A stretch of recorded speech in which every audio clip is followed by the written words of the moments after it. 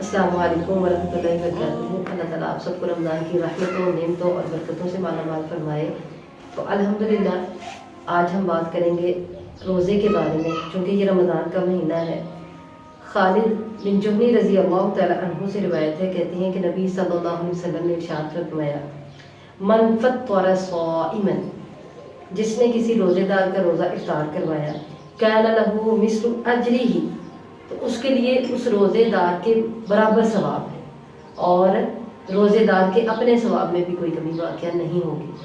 तो बात जो आई रोज़े की, तो रोज़े की तो वैसे सवाब बहुत ज़्यादा है। किस कदर सवाब है ये अल्लाह ताला ही बेहतर जानता है कि अल्लाह अपने बंदे को रोज़े का कितना सवाब देगा, क्योंकि वो अल्लाह और उसके बंदे के दरमियान में है। कोई तीसरा बंदा उसको नहीं जानता कि इस बंदे ने रोज़ा रखा है या नहीं रखा। तो अल्लाह ताला ने रोज़े का अजर व सवाब बहुत ज़्यादा रखा है।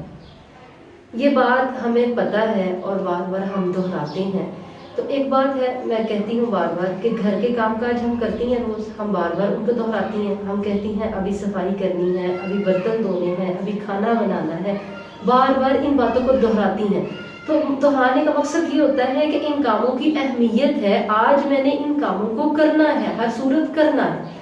तो इसी तरह ये जो रमज़ान का रोज़ा है और दूसरों को रोज़ा खुलवाना, इसकी फजीलत चूँकि बहुत ज़्यादा है, तो इसी तरह अगर किसी का रोज़ा इफ्तार करवा दिया तो उसका भी इतना ही सवाब होगा जैसे खुद रोज़ा रखा, रोज़ा रखने के बराबर सवाब होगा। और जिस बंदे का रोज़ा रखवाया, जिसने रोज़ा रखा, उसके रोज़े के सवाब में किसी किस्म की कोई कमी वाक़या नहीं होगी। तो ये एक बहुत अहम नेकी है जिसको हमें बार बार दोहराना है। अल्लाह ताला हम सबको तौफीक दे। और लाजिम नहीं कि हम बहुत ज़्यादा एहतमाम करें और फिर इफ्तारी करवाएं, फिर किसी को सहरी करवाएं। उसके लिए जितना सामान हमारे पास मुयस्सर है, जैसा हम कोई दरमियाना सा खाना खुद खाते हैं, हम दूसरों को भी खिला सकते हैं।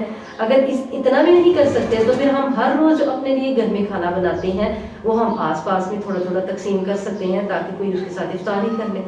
तो रमज़ान के इस रहमतों वाले और बरकतों वाले महीने में मोहब्बत को आम कीजिए और एक दूसरे को जो है वो इस तरीके से तकसीम करें जो आपके पास अल्लाह ताला ने नेमतें दी हुई हैं, ताकि अल्लाह का शुक्र भी अदा हो और दूसरों का रोज़ा भी इफ्तार हो जाए।